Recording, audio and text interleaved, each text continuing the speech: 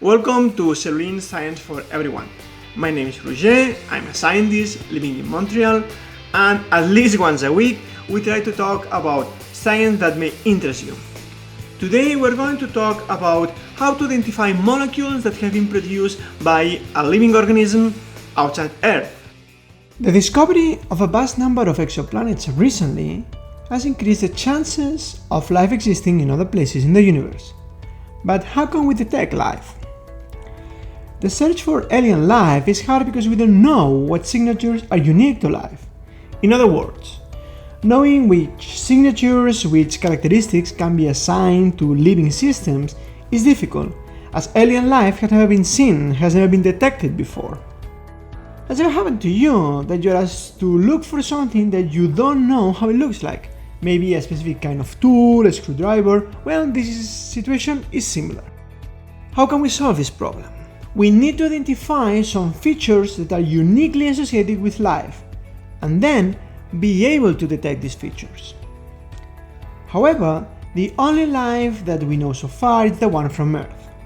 So we have a small data set, and in fact it could be quite biased. In addition, the broadly accepted model is that all life forms on Earth come from a common ancestor. Then, how do we distinguish between a living thing and a non-living thing in our planet? Well, we use processes like photosynthesis, replication, carbon and nitrogen fixation. However, this is not a universal mechanism to identify life forms in the universe. Because again, it could be biased due to the fact that all the information is restricted to the life on Earth and the specific characteristics on our planet. Sidebar.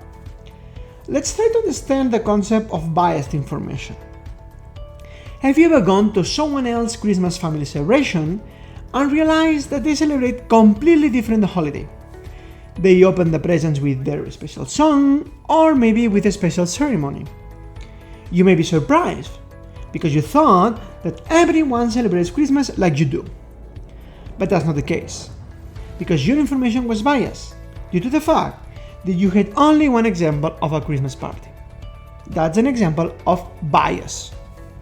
End of the sidebar.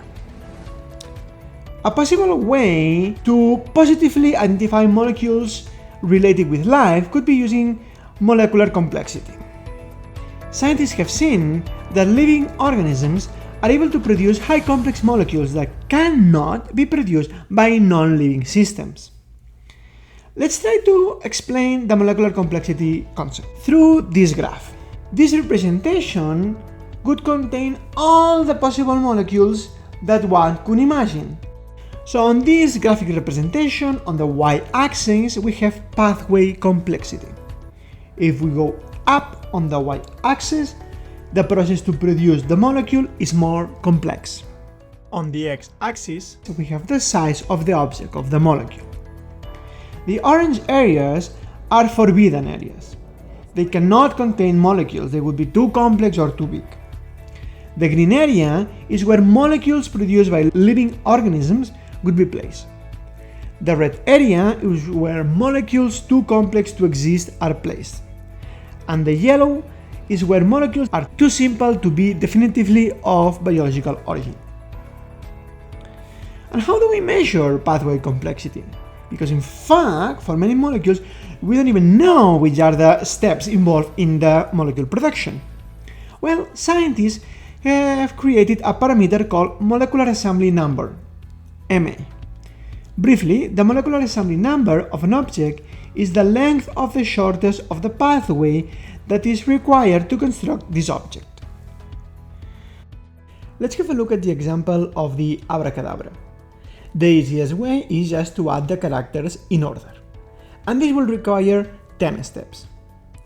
Another option would be to use combinations that have appeared before in the creation of the word abracadabra.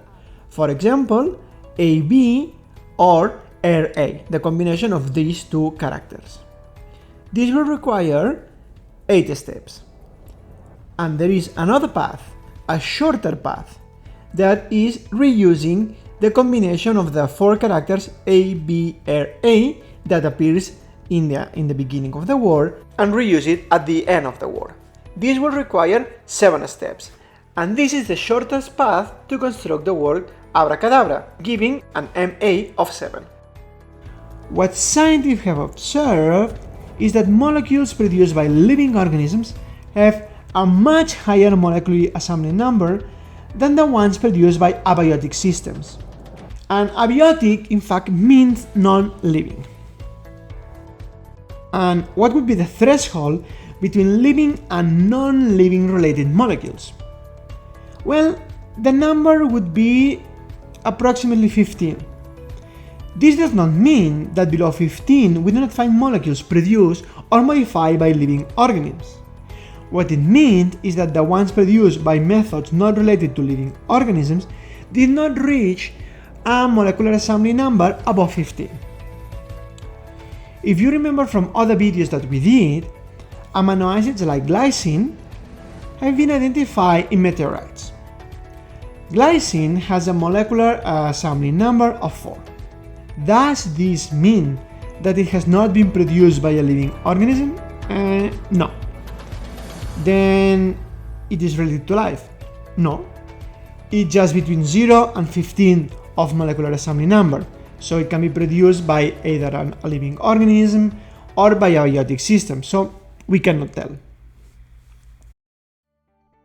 If we find a molecule with a molecular assembly number over 15 in a sample from Mars, a comet, or any other planet, we can say that maybe it has a biological origin. Well, I hope that you have enjoyed this video. Please like and subscribe if you think that we deserve it.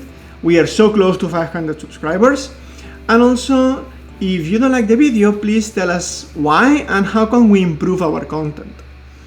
Finally, in the description section below, you will find all the links of the scientific articles used to build this video, and also another really good video from NASA in which they explain the molecular complexity, the MI number, in great detail.